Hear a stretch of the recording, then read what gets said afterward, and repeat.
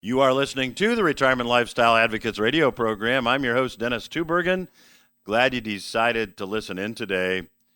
Hey, joining me on today's program is returning special guest, Mr. Harry Dent. Harry is an economist. He is a best-selling author many times over. Harry was on the program about 4 months ago and predicted that we would be seeing a decline in stocks. That is happening.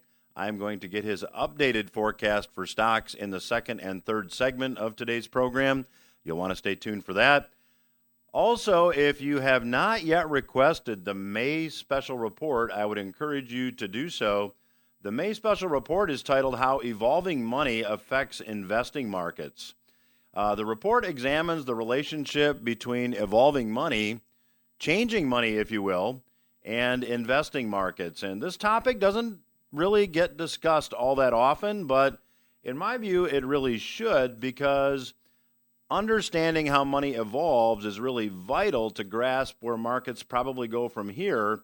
And the report just digs into that. It talks about where are stocks going to go, where are bonds going to go, how are traditional investments that you might hold in your IRA and 401k going to perform, in my view, moving ahead. If you'd like to get a copy of that report, How Evolving Money Affects Investing Markets, all you need to do is visit the website, requestyourreport.com. The website, again, is requestyourreport.com. When you go to that website and let us know where to mail the report, we'll not only mail you the report, we'll also mail you some bonus information that I think you'll find to be especially timely. So, again, the website, requestyourreport.com. So when you take a look at what's going on in the investing markets, if you've got money in a 401k, if you've got money in an IRA, it's been a bit of a nail-biting experience here the first several months of the year.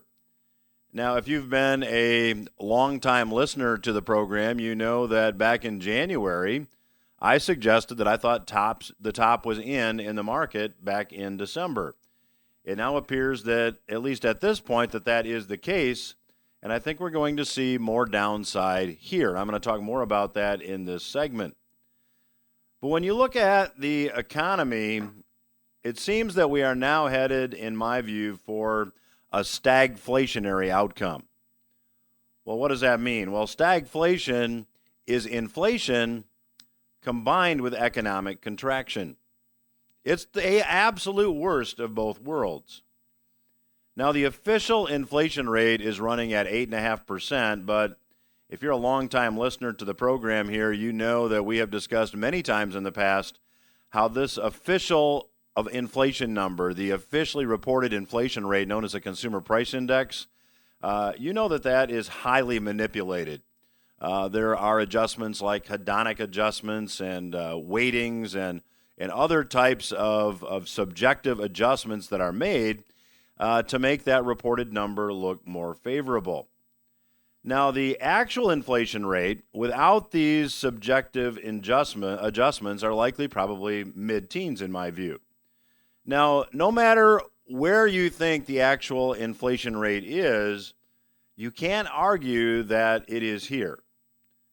And the Fed now, the Federal Reserve, the Central Bank of the United States, is now ever so incrementally increasing interest rates to fight inflation. Now, as I've talked about here in the past, it's going to be very difficult for the Fed to effectively fight inflation and get it under control until we have real positive interest rates.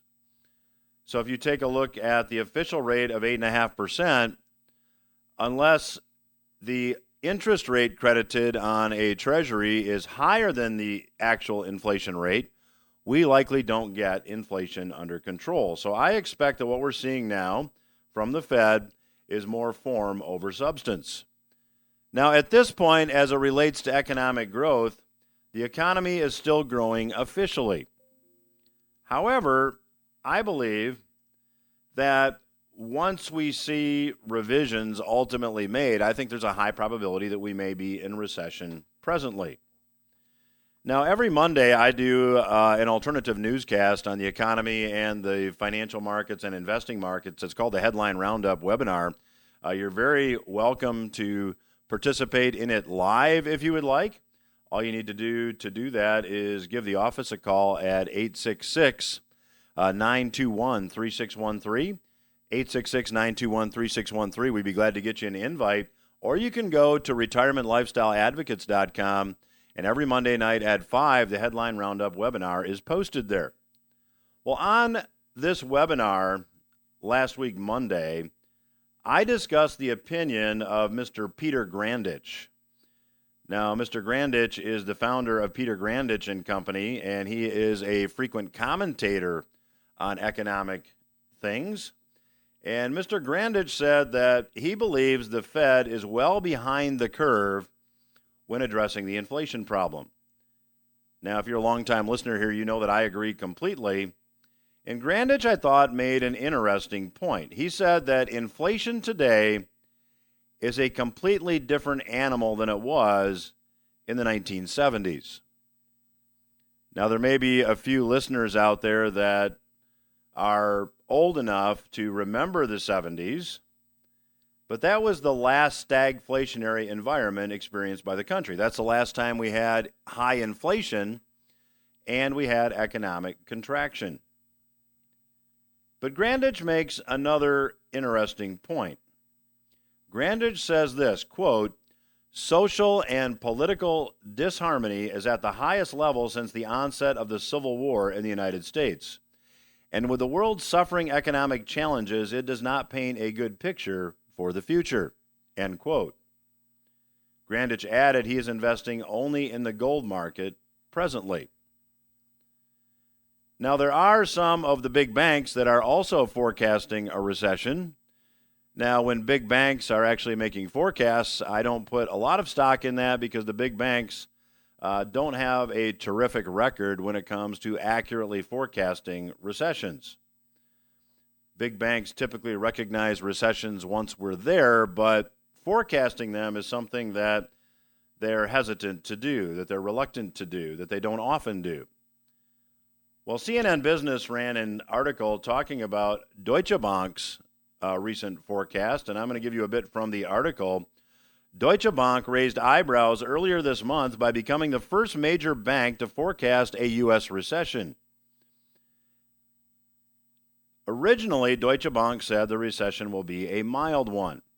Now, it's warning of a deeper downturn caused by the Federal Reserve's quest to knock down stubbornly high inflation. Deutsche Bank economists wrote in a report to clients last week that we will be getting a major recession. The bank said that while inflation may be peaking, it will take a long time before it gets back down to the Fed's goal of 2%. That suggests the central bank will raise interest rates so aggressively that it hurts the economy. Well, I certainly believe Deutsche Bank is right. I've stated for a long time here on this program that the Fed is between the proverbial rock and a hard place. And of course, it's all of their own making. If the Fed increases interest rates in a meaningful manner, recession will have to be the ultimate outcome, and I'll talk about this in the next segment with my guest today, Mr. Harry Dent.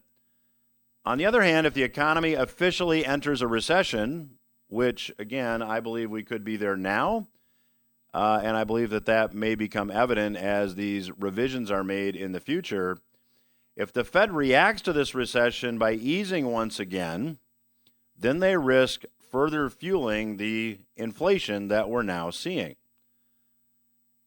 Now, we're already seeing signs that the economy is contracting. The economy, frankly, has been addicted to the artificial stimulus of the Fed, and as the Fed has now just started to very modestly tighten, we know that stocks are declining. Now, in my newsletter of last week, Portfolio Watch, which you can subscribe to at retirementlifestyleadvocates.com, and you can go view online at that same website, I posted a stock chart really running from late 2019 through the present time. The chart was of the S&P 500. And I ran a trend line from the market low in April of 2020 all the way through the end of 2021. And there was a very precise, very defined uptrend. However, once 2022 hit, we have seen stocks now begin to decline.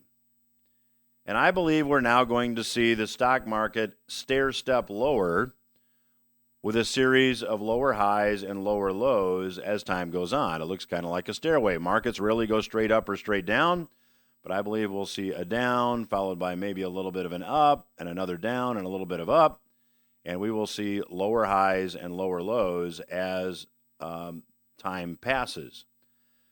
So if you're not yet in possession of my May special report, I would encourage you to order it by going to requestyourreport.com. The report, as I stated at the outset of this segment, is titled How Evolving Money Affects Investing Markets. You can get a copy of it mailed to you, as I said, by going to requestyourreport.com, requestyourreport.com. And when you request the report, I'll be very happy to send you some bonus information as well that I know you'll find to be timely. I'll be back after these words with my special guest, Mr. Harry Dent. Welcome back to RLA Radio. I'm your host, Dennis Tubbergen. Joining me once again on today's program is prolific best-selling author and economist, Mr. Harry Dent. If you're not familiar with Harry's work, you should certainly get familiar with it. He's offering our listeners a free newsletter. You can go to harrydent.com to claim it. The website, again, is harrydent.com. And, Harry, welcome back to the program. Yeah, nice to be back, Dennis. So, Harry, you were on last, and you said a crash is imminent. Seems like the highs in stocks probably were in at the end of last year. What's your assessment of stocks at this point? Well, it is going as forecast here. They have been fighting this, keep pumping the market up one more time. And what I've been saying, we will know we have a top. It is imminent. It's got to come, but we will know it's a top when we're down, 30 to 40% in the first several months. And now, at first, we didn't quite get there in the first whack in March. But that was, more than your normal 10 to 20% correction. And now the markets are weakening again. And yes, this definitely looks like a top to me. The Treasury bonds look like they just hit their peak yields at the 10-year Treasury bond at 3.2%. I was looking for that to happen. You usually get the Treasury bonds rising into a stock peak. They help puncture the bubble.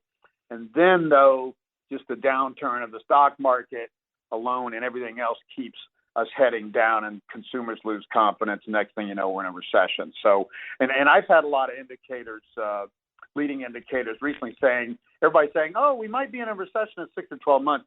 These leading indicators are saying we're right at the edge of the recession now, not at 6 to 12 months. So I think we're going to be in a recession clearly in the second half of this year, increasingly, and stocks are going to keep going down. Now, here's the thing: the first target I look for, I have a low, kind of cycle low around mid-July, where I'd expect this first crash to end, and I'm expecting we'll see that the Nasdaq will be down something like 40% by then. So that's a little under 10,000 on the Nasdaq, and that will really confirm a top and really confirm that there's more to follow. So this is.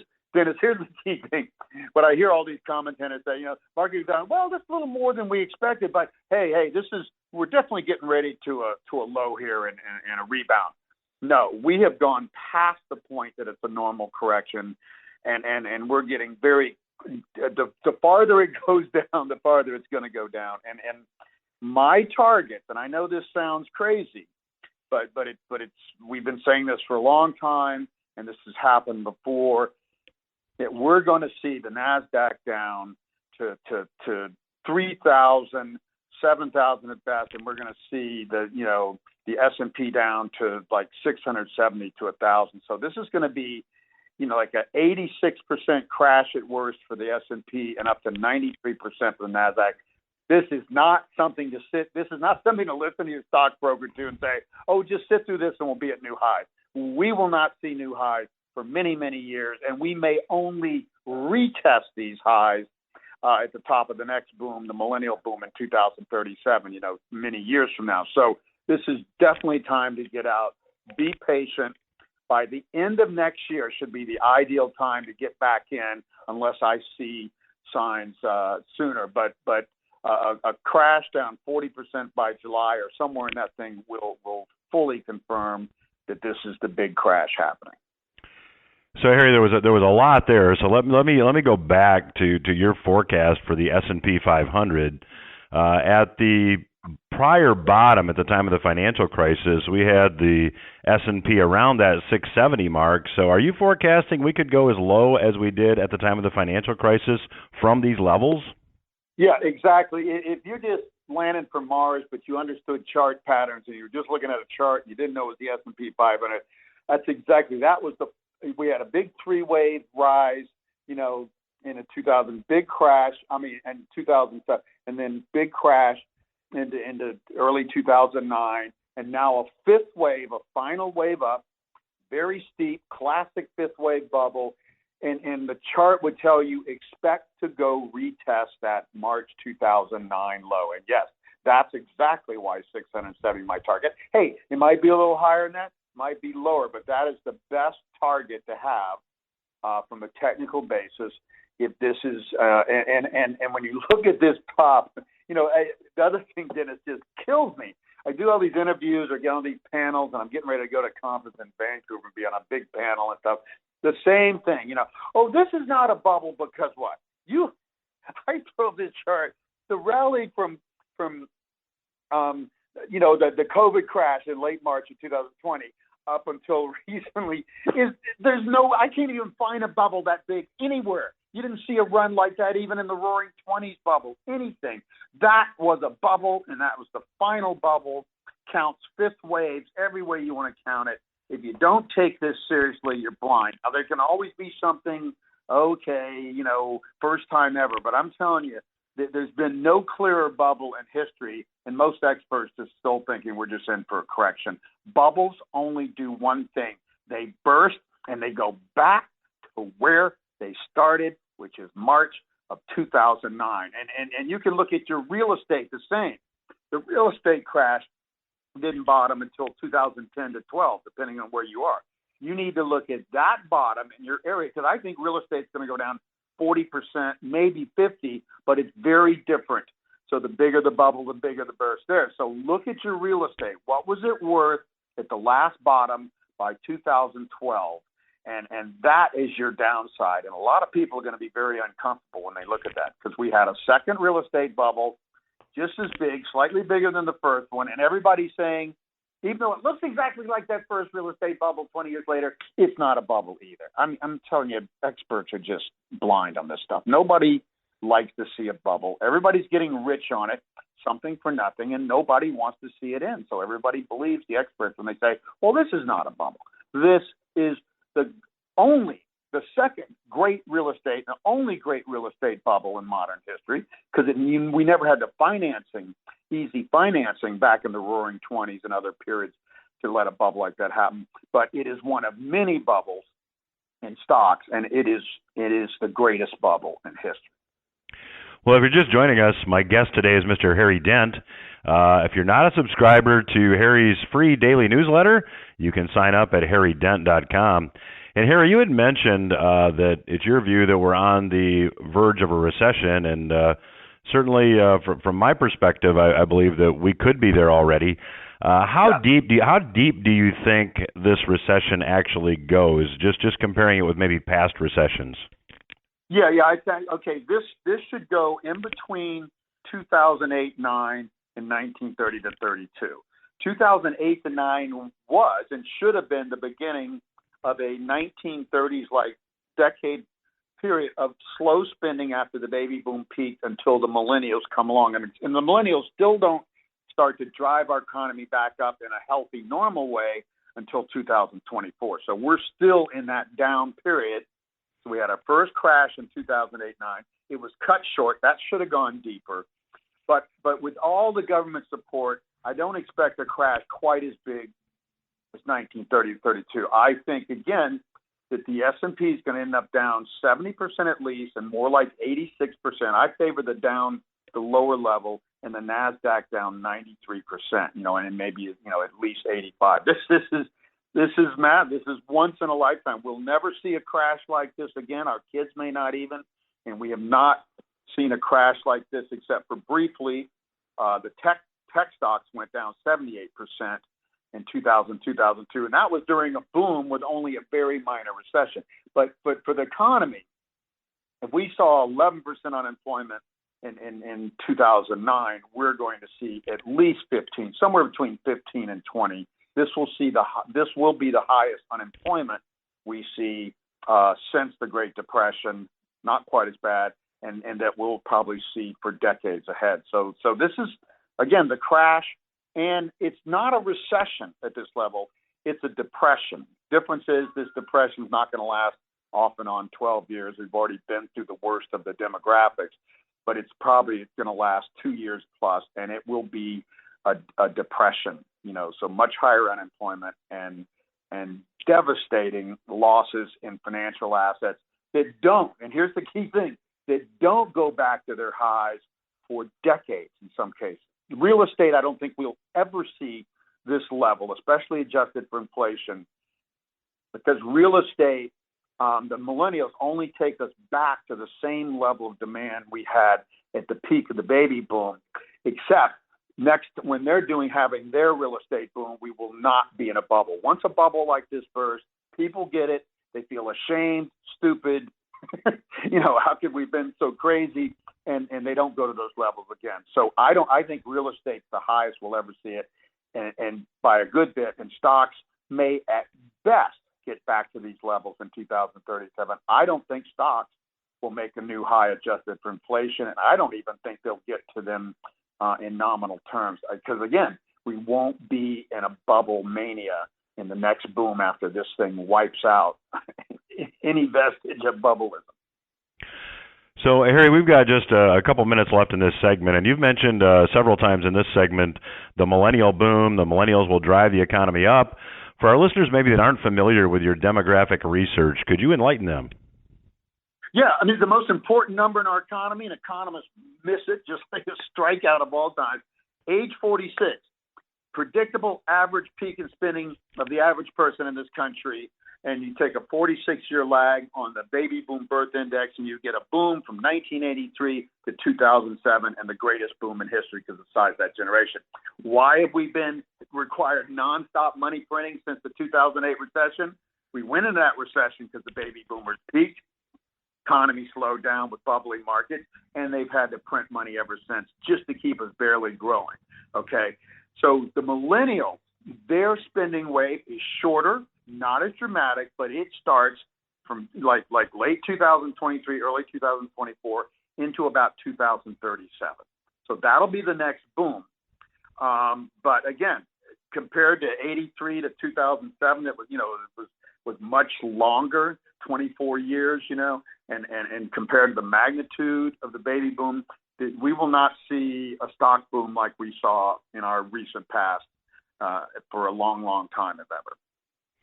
Well, my guest today is Mr. Harry Dent. You can sign up for his free newsletter at harrydent.com. I'd encourage you to do that.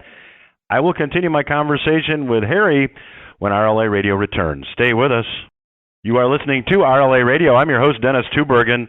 I have the pleasure of chatting today with Mr. Harry Dent. Harry is a prolific best-selling author. He's an economist, and his demographic research relating to economic expansion and contraction is just unparalleled. We talked about that a bit in the last segment. So, Harry, I just want to jump in where we left off. You had mentioned in the last segment that you expect real estate to decline 40 to 50%. So when you take a look at a stock decline of up to mid 80%, a real estate decline of 40 to 50%, this is like just a complete repeat of what we saw 15 years ago or so, isn't it? It is, only more. We didn't finish that. The 2008 downturn was the first serious one with 11% unemployment. That was the worst since 1982, which was the end of the long downturn from the 70s and inflation and the downturn of baby boom spending and stuff. So it was the low point. So that just, economists like, oh my gosh, this is it's starting to look like the Great Depression in 1930, and it was. I was predicting 2008 would be like 1930, big stock crash, the beginning of a much deeper downturn that was no longer a recession but a depression. So that's why they stepped in. Ben Bernanke was the Fed chairman, and his whole thesis, PhD, was the Great Depression, and he was not going to let that happen on his watch. So they put $1 trillion out stimulus, more than any time in a short period of time in history. And that I would have approved of, frankly, Dennis, because you don't want to crash to get more than it needs to be, but you also don't want to stop the economy from routing out bad debts and bubbles, because you can't really move forward without it. But what they did was they thought that would be enough. And since they didn't understand the demographics and how weak it was going to continue to be for over a decade, they've just been printing money ever since to fill in the gap from baby boom peak spending with the Generation X coming along in lower numbers. So that's the dilemma.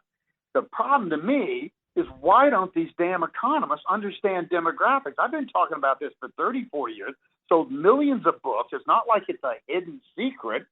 They just stick to old economic theories.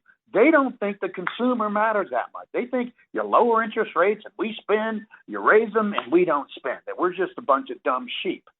And so the economy has required ever more stimulus. And then COVID hits, and they had to print $5 trillion in addition to $5 trillion in fiscal stimulus to get over COVID. And surprise, surprise, with $10 trillion of stimulus in a $20 trillion economy, so 50% of GDP in 2 years, we got runaway inflation again.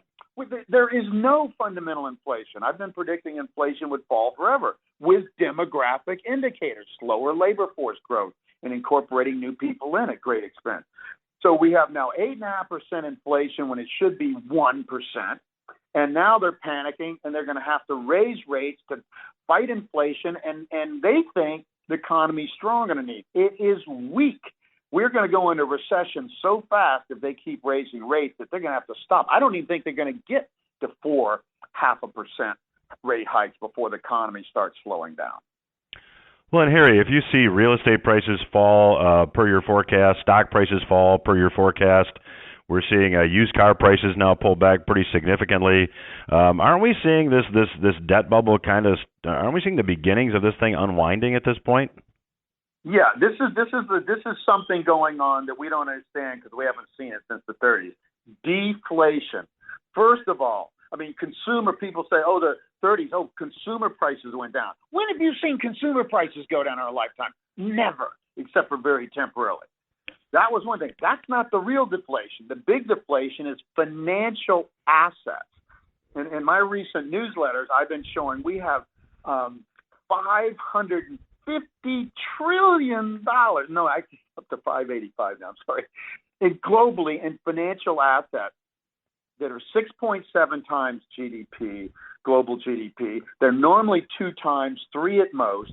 So these assets are more than double what they should be. These financial assets have to fall back down, even if the economy doesn't go into recession, just to normal price earnings ratios. That would take $250 to $300 trillion of wealth, real stuff in people's bank accounts and brokerage accounts out of the economy. Everybody's going to feel poor, and everybody's going to also slow down in spending when they see their balance sheet go down that much, because everybody feels rich now. People have been made rich, something for nothing, for no reason, because of all this money printing. And when it finally goes back to normal, they're going to get poor very quickly, and people are not going to feel good about that. And they're going to say, that was a bunch of baloney, all this printing money. Right now, nobody's complaining about it, but they will when their financial assets go down. And we're just seeing the beginning for stocks. But the first sign, if stocks can make it to 40% down in the next few months, particularly the NASDAQ, the lead index, that's the sign that we are clearly in this, not a correction, but a deflation of financial assets, including home prices, commodity prices, gold price. Gold, yes, gold. And all the gold bugs I debate say, if Harry's right, they agree that a crash is coming, too much debt and stuff, unsustainable. They think gold's going to be the savior. 2008 already proved gold wasn't the savior. 2008 is a preview of 2022 to 23 ahead. It'll be a bigger downturn, more unemployment, and real deflation this time. So that's nobody's going to expect this because they haven't seen deflation. But it's your assets you need to worry about more than unemployment. Unemployment won't last long. Your assets will go down and will not come back for decades if they ever come back even to where we are today, which I don't think they will. Well, my guest today is Mr. Harry Dent. If you'd like to get his newsletter, you can go to harrydent.com. Harry, let's talk about the labor market because at this point, there's lots of employers out there that would love to hire people but can't fill the positions they have open. To what do you attribute that particular condition in the labor market, and how do you see it transitioning to high unemployment? Okay, first of all, labor force growth is my primary indicator for inflation and why it's falling. The baby boomers are entering the labor force, but baby boomers are exiting a little faster because there's more of them, okay? And add to this, what did they do with COVID? They stimulated so hard. But at the same time, they made it so easy that a lot of people just never came back. A lot of baby boomers that were about to retire in the next few years left the workforce because of the unemployment and the recession, all that stuff, and they just didn't come back because the government gave them so much stimulus and so much benefits. Hey, we don't need to come back. And so now employers, even in this limited boom, which is not going to last long by my opinion, employers can't find enough workers coming out of recession. The government should quit monkeying with the damn economy like they're God. They don't understand it. They don't even understand the demographics behind it and the productivity behind it and what causes it to go up and down. They just think interest rates are the biggest driver, which shows how clueless they are. So they're not going to have the right solution for this. So the solution is the economy takes over, routes everything out, and the people that get out of the way of this will not lose all their financial assets and will be in a really good position to benefit when it turns around. And if you're really smart, you fight to keep your job right now if you're still in the workforce. Don't be one of the people laid off because you'll keep your income and your assets. So, Harry, when you take a look at the idea that people are going to be losing assets, and somebody's like in a 401k, it seems to me that you're going to have two groups of people. You're going to have a group of people that really get hurt, maybe have to delay their retirement thoughts or aspirations for a long time. You're going to have other people that are going to be really able to take advantage of an opportunity to buy real estate and stocks at low prices. So what kind of advice are you giving your subscribers at this point? Yeah. Again, it's real simple. This is not the time to say, well, they're offering layoffs and stuff. I'll just take that. Now, if you're about to retire, fine. But if you're not that close, I would keep that job and I would listen to people like me and cash out. I mean, you can only get into the highest quality, like the 10 and 30-year Treasury bonds and ETFs like TLT and ZROZ that are only in Treasury bonds. Corporate bonds, even the better ones, will still be deflated by a recession, which means more default. The only bonds that won't default for sure are the Treasury bonds, and they become the safe haven. And if you're in some sort of fund in your company or something, if they don't have Treasury bonds, you pick the AAA, the highest rated corporate bonds. But those are the only things that hold up or appreciate. You got to remember, what is different about this downturn, it is a deflation of the great financial asset bubble in all financial assets. There's not a financial asset on earth hardly that has not been inflated beyond its normal value. Everything, commodities, gold, stocks, bonds, everything comes down to reality. So people are going to lose that bonus and wealth they got. Now, the first thing, you didn't deserve it, but if you got it and you're smart, you can keep it by cashing out. But you cannot keep it by saying, well, I'll just ride out this downturn and wait for it to go back up again like it's done for decades. Will not happen. That's my message. It will come back slowly, and most financial assets will not see these levels again. And if they do, you'll be dead by the time it happens. So, Harry, last question. Assuming this downtrend in stocks continues, which we believe it will, The Fed will likely try to reverse course maybe and add more support to the economy, continue, currency creation of some type. Do you think they have any more bullets left in the gun? I mean, do you think it can work? It gets hard after you put out $10 trillion in stimulus. I mean, way many more times than any time in history, and you still go into recession, literally just a year or so later. So their credibility will be way lower. The economy will already be weakened. People have already lost a lot of money in financial assets. So that's precisely why I am projecting that this first crash will probably continue into mid-July, and then we'll get a bounce in the summer, okay? We'll get a bounce. Of course, they're going to come up with some counter plan, some stimulus plan. It's not going to have the same force. People have already been stimulated. People have refinanced their houses so many times and spent and bought a new car and everything else. They're overstimulated, and now they say, "Oh gosh, but the last one didn't work." Oh, so I think it's going to. I don't think they can pull us out of this one. They can give us a bounce for a few months, and then if the stocks bounce, you short them again. Or if you're in them, you get out of them again. Because I think if this first crash goes down about 40% into July, and that's my projection until I see otherwise, I don't see that they can pull us to a new high. I don't think they can put Humpty Dumpty back together again. Well, my guest today has been Mr. Harry Dent. I would encourage you to go check out his free daily newsletter at harrydent.com. Harry, always a pleasure to have you on the program. I know listeners appreciate your forecast and your perspective, and love to have you back down the road. Thanks for joining us today. Thanks, Dennis. We will return after these words. I'm Dennis Tubbergen. You are listening to the Retirement Lifestyle Advocates radio program. Thanks again to my special guest, Mr. Harry Dent, for joining me on today's program. If you're just tuning in, my special report for the month of May is titled How Evolving Money Affects Investing Markets. Be glad to send you a complimentary copy of the report. All you need to do is visit requestyourreport.com, and I'll mail you the report, as well as some bonus information. Again, that is requestyourreport.com. In the first segment of today's program, I talked about the fact that I believe stagflation at this point will be the most likely economic outcome. If you've got money in a 401k or IRA, as I also stated in the first segment, it's without a doubt this first 4 months of the year has been a bit of a nail-biting experience if you're invested traditionally. And incidentally, the May special report will tell you that investing traditionally may not lead to the outcome that you would like to have. So let's talk about what the Fed is presently doing. The Fed is continuing with their, I would say, modest program of tightening.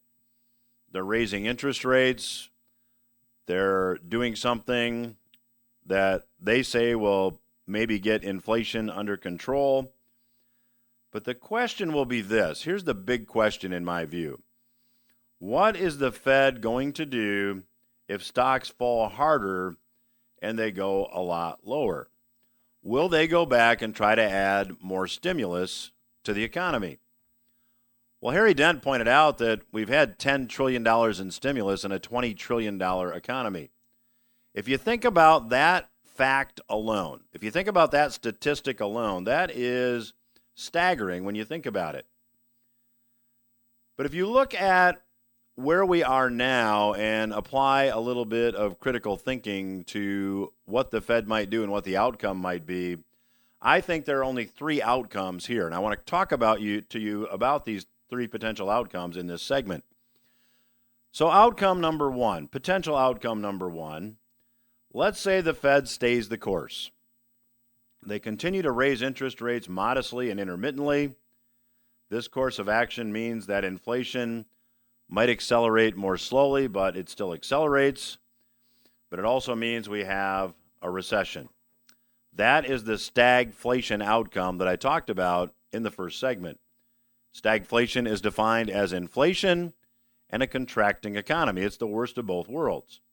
I believe that if the Fed continues on this course of action, we will continue to see inflation, but we'll also see economic contraction. That will be stagflation.